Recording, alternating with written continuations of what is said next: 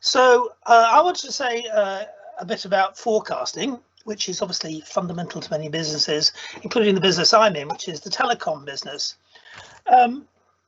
The broadband usage was growing at 40% year on year until very recently. It's slowed down to about 20%, but it's still very fast. So this means it's very important to get the equipment in so that we've got capacity at all times, and particularly with lockdown, where people are watching more TV and using up more broadband. So I was asked to look at part of the forecasting process where the forecasting performance was rather poor. Now, senior management thought that the reason for the inaccuracy was that the method used didn't take seasonality into account. I took a deep look into it, and I found that what was being used was a spreadsheet to do the forecast, and the trend function was being used to forecast 26 weeks ahead, which is rather a long time, based on just 10 weeks worth of past data. And this combination of a short historical series and a long forecasting horizon amplified the normal random variation in the data to quite an unacceptable degree. It's like waggling a long stick. So I then had a look at the seasonality issue and determined that, in fact, the series was non-seasonal. So if it was non-seasonal, how did you approach sorting out some kind of seasonal pattern in it? What sort of method did you use? Well, I looked at the different weeks to see if there was a week of day of week effect or something like that, additive effects rather than anything like sinusoids or anything. It was averaging the effects of day of week. It wasn't long enough for months, so I didn't use that. But it was just averaging the effect of each time period. But it was clear that there wasn't any seasonal. So basically, I replaced the trend function that they were using in the spreadsheet with a Holt exponential smoother. The main thing to do was to damp down the variation, because of course the normal equations for regression are quite unstable, and they respond quite sharply to any kind of outliers or normal random variation. Took a bit more effort to persuade the engineering management that there really wasn't any seasonal effect. That turned out to be more of a task than I was expecting. But then a colleague wrote the Holt method into the spreadsheet as a user-defined function written in VBA, which is the underlying programming language that goes with Excel. This made the thing very much more practical to implement, because we were simply then swapping out the existing spreadsheet with the trend function with a new spreadsheet which had this user-defined function in instead, just replacing, so that everything else in the process was able to go on unchanged. That made a lot of difference. That sounds a very good idea. So what did the company think? Did they like that solution? Oh, they loved it. They absolutely loved it, because the only bit of the problem was fixed. The forecasting part was fixed, and they didn't have to change any other part of the process. So I wasn't asking them to switch their software for something different, or use a stats package or code written in R or C++ or something that would need maintaining. So it was just take this spreadsheet, add this VBA macro into it, and carry on as before. And it was a painless changeover, thanks to my colleague. And the resulting forecast improvements amounted to several £million per year. So it was a really substantial benefit. That's amazing. Yes, and that just shows, doesn't it, how important statistical thinking is and the value it can add. So it's amazing. Well done. Yeah, there are several lessons there. I think one is that engineers aren't trained to do forecasting. It's not part of their engineering degrees. And similarly, we also recruit computer science graduates, and they're not trained in this either.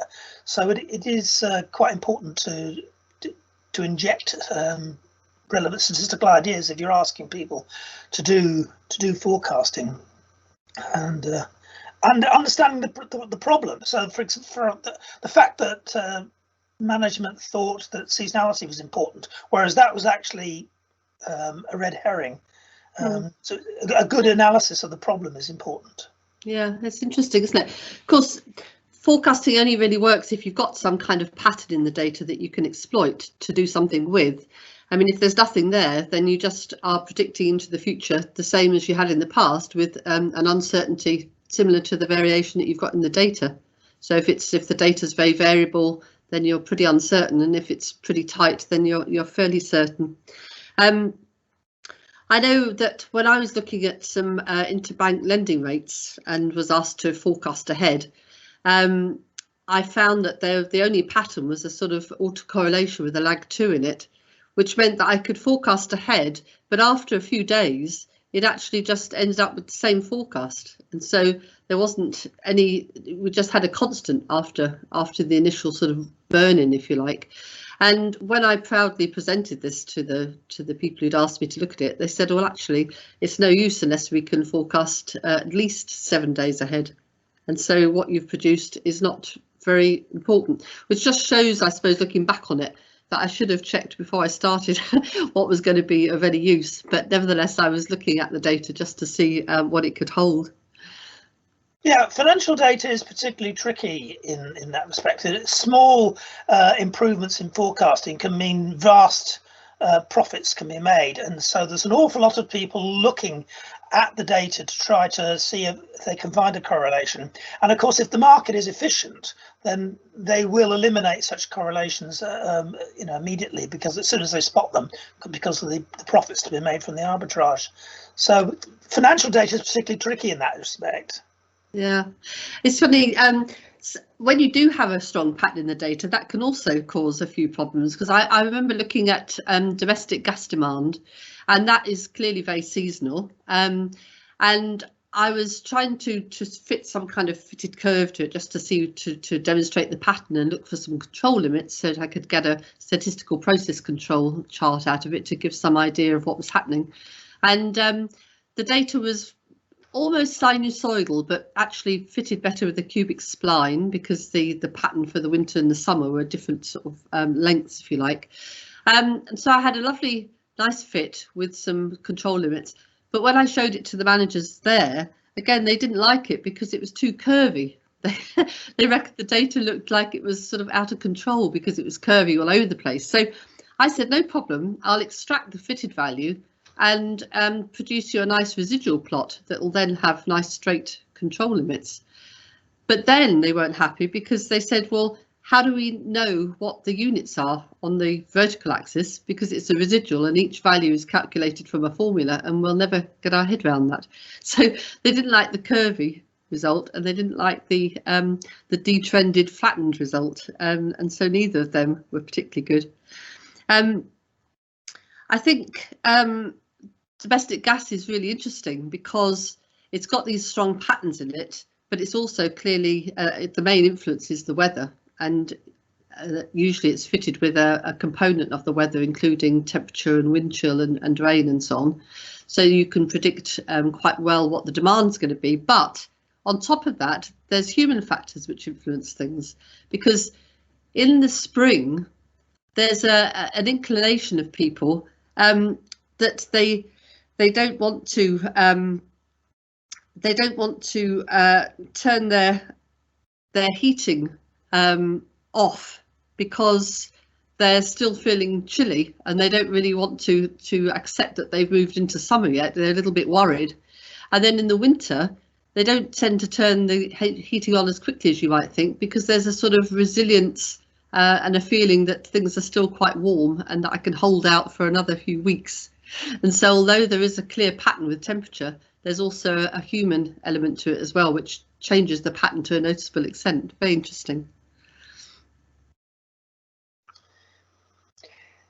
Yeah, the first forecasting job I did was forecasting telephone traffic in the London area, and we had to forecast 7 years ahead, and this was very difficult. The demand wasn't that predictable, and the reason for the 7 years was because it took 7 years to build an extension onto a telephone exchange.